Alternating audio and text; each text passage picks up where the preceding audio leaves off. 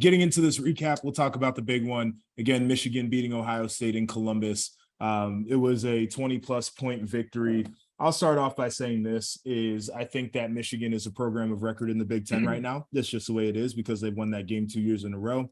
They've been to Indy 2 years in a row, and they're going to be in the college football playoff 2 years in a row. Now, as I dive into this game, I think that there's a lot of discourse about how Michigan was the more physically dominant team in this football game. As I watched the coach's copy of this game, and then as I compared it to what we saw in the stats, Ohio State had a running back named Chip Trayanum that nobody outside of Columbus had ever heard of, ran for 6 yards a carry in that football game. And Ohio State just abandoned the run game. Outside of the two big runs, which you can't take those out, but just talking about what Michigan was more of in that game. You're going right down the same path of where I'm going. Like I'm completely on board with you. This is great. Everyone needs to listen into this. This is fantastic. Because this is not knock Michigan and try to make Ohio State feel better. Because after I watched it and I looked up through all the stats, it made me feel worse. But understand this. Michigan was under 3 yards per carry for a majority of that football game, right? You look at J.J. McCarthy. He was 50% completion for the whole game.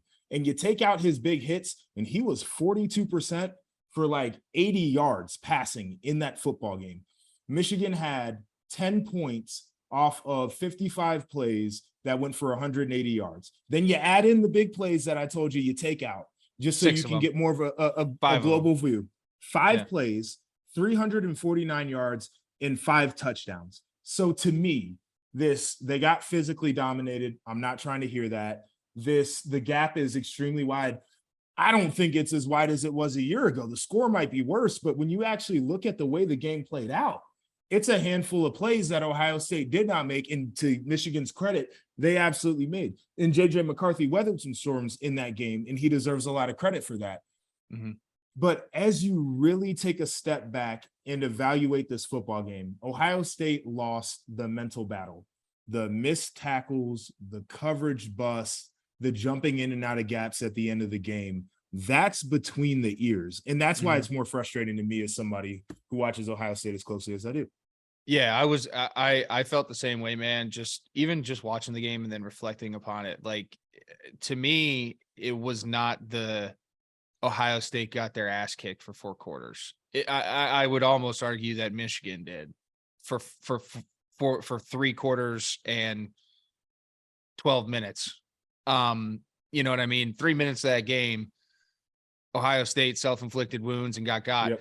On the offensive side of the ball, to me, though, you know, and I know when you go in there and you dive into the stats and you look, like, Ohio State's one of the best red zone offenses in the country, yada, yada, yada, all that other bullshit. But to me, the biggest difference for this Ohio State team and Ohio State teams have passed, and I've said this, was that big games, lights on, Ohio State gets chances in the red zone, they cash in for 6.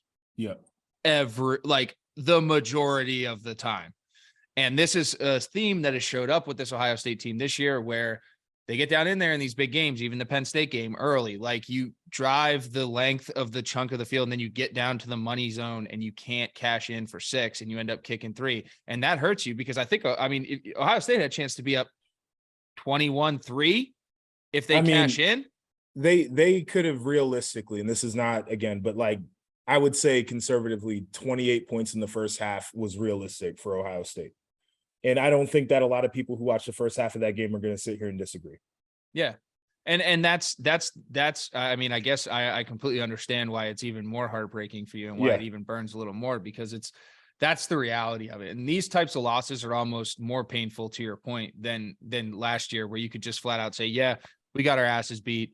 It was what it was. Like, we're going to move on. Like, this one is going to be literally, guys, we're 5 plays away from the college football playoff. Yep. 5 plays.